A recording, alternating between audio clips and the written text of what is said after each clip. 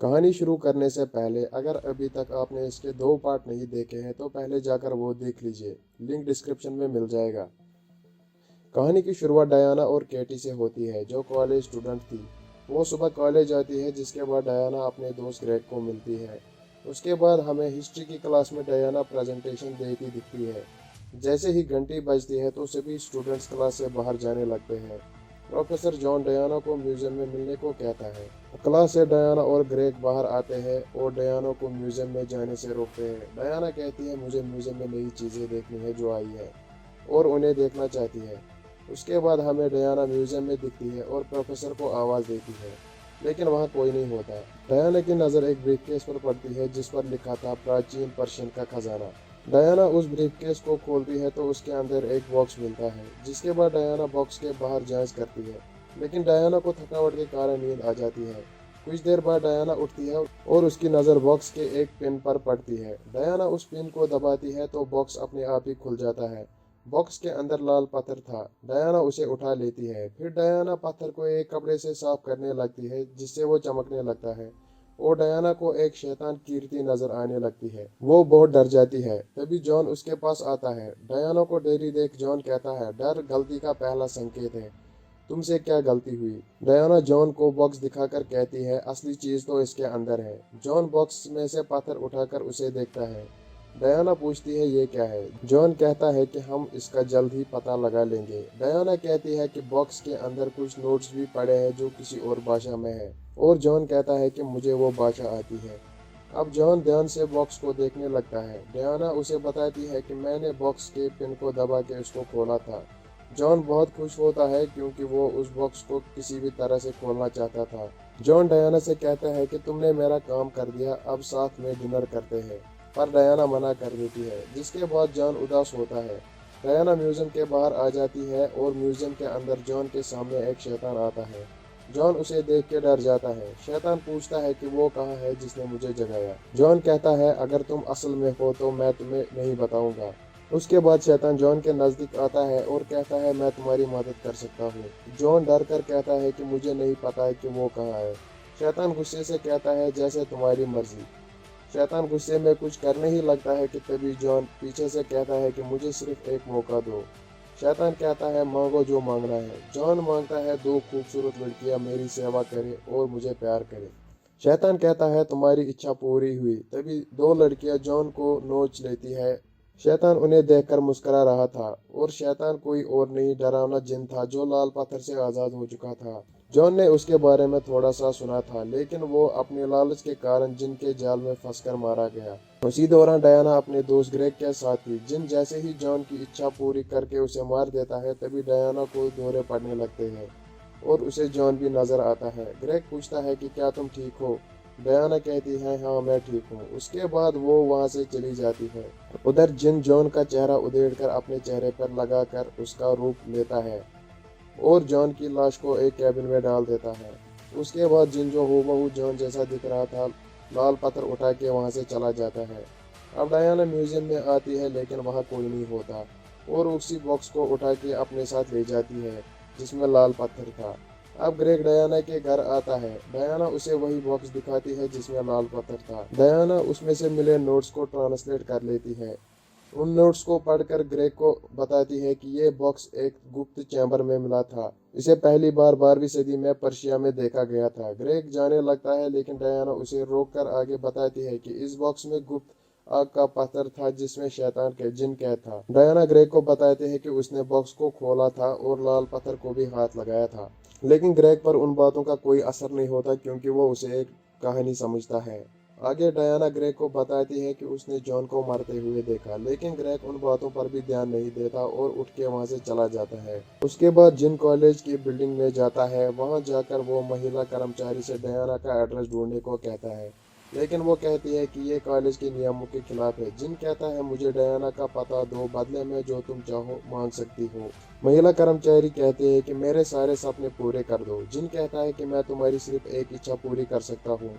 महिला कर्मचारी गुस्से में कहती है कि आग लगा दो यहाँ ताकि मैं इस जगह से आज़ाद हो सकूं।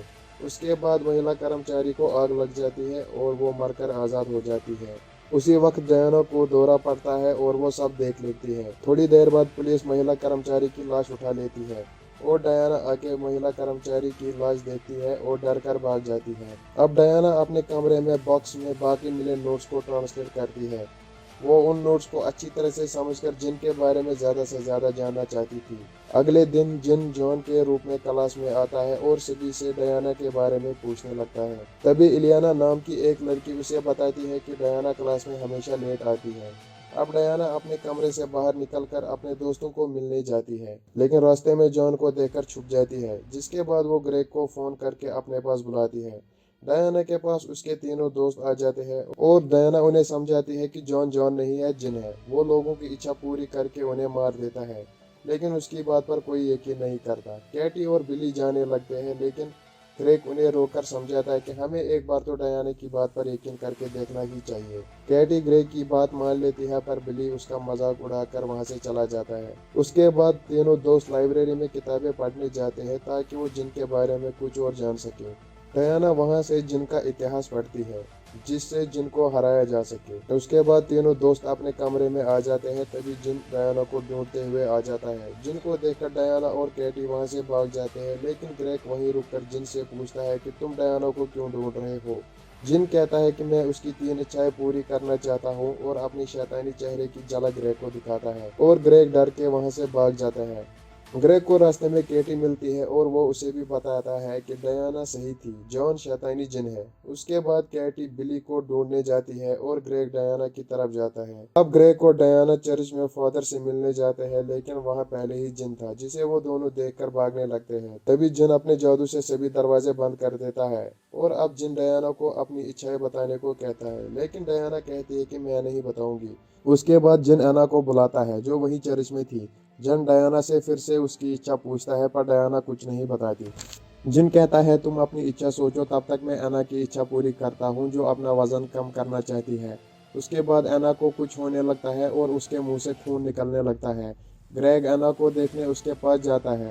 एना के मुंह से पेट के अंदरूनी हिस्से बाहर निकल रहे थे, जिसके कारण वो बहुत तड़प रही थी। जिन डयाना से कहता है सिर्फ तुम ही इसे बचा सकती हो। डयाना एना की बिगड़ती हालत देखकर कहती है इसका दर्द खत्म कर दो, यही मेरी इच्छा है। तभी एना मर जाती है। ये देखकर डयाना और ग्रेग जिन पर चिल्लाते हैं, पर जिन ग्रेग को पकड़ लेता है। फिर जिन डयाना से उसकी इच्छा पूछता है, लेकिन ग्रेग उसे रोकता है। ये देख जिन गुस्से से ग्रेग को दीवार से मारता है, जिससे ग्रेग बेहोश हो जाता है। जिन फिर से डयाना से उसकी इच्छा पूछता है और डयाना कहती है मैं फिरिश्ते माइकल की आत्मा को बुलाना चाहती हूँ, ताकि वो तुम्हें रोकने में मेरी मदद कर सके। जिन उसकी इच्छा पूरी करता है और तभी एक रोशनी डयाना पर पड़ने लगती है। अब ग्रेग को भी होश आ चुका था और वो डयाना को रोशनी के सामने से हटा के खुद रोशनी के सामने खड़ा हो जाता है। जिसके बाद ग्रेग में माइकल की आत्मा आ जाती है और उसके हाथ में एक बड़ी सी तलवार दिखने लगती है। अब जिन भी अपने असली रूप में आ जाता है। माइकल पूछता है कि मुझे यहाँ किसने बुलाया। जिन कहता है उस लड़की ने अपनी इच्छा बताकर तुम्हें यहाँ बुलाया। फिर जिन और माइकल दोनों लड़ने लगते हैं। माइकल जिन को बेहोश कर डयाना को लेके वहां से भाग जाता है, लेकिन जिन कुछ ही पलों में खड़ा हो जाता है और उनके पीछे लग जाता है। डयाना और माइकल अब कॉलेज के ऑडिटोरियम में आ जाते हैं। डयाना पूछती है कि क्या ग्रेग वापस आ जाएगा। माइकल कहता है अगर हमने जिन को हरा दिया तो वो जरूर वापस आ जाएगा। दूसरी तरफ जिन बिली के पास आकर उसे डयाना के बारे में पूछता है, लेकिन बिली कुछ नहीं बताता। तो जिन उसे गर्दन से उठाकर कहता है अपनी इच्छा बताओ। बिली गुस्से से कहता है मुझे नीचे फेंको। तभी जिन उसे दीवार की तरफ फेंकता है और बिली दीवार पर लगी नुकीली चीज में फंसकर जख्मी हो जाता है। दरअसल बिली चाहता था कि जिन उसे जमीन पर छोड़ दे, यानी जमीन पर फेंक दे, लेकिन जिन ने तो कुछ और ही कर दिया। जिन उसके पास आता है। बिली दर्द से तड़प कर कहता है कि दर्द खत्म कर दो, यानी मुझे मार दो। जिन कहता है कि यह दर्द सिर्फ डयाना ही खत्म कर सकती है और उसे कहो कि मैं तुम्हारा दर्द खत्म कर दूं। डयाना सब कुछ देख रही थी। कुछ देर बाद बिली तड़प कर मर जाता है। उसके बाद जिन डयाना से कहता है अब कैटी की बारी है। डयाना ये सुनकर रोने लगती है और तभी माइकल कहता है कि तुम अपनी जान दुनिया को बचाने के लिए दे सकती हो। डयाना हाँ कहती है और माइकल उसे अपनी तलवार देता है।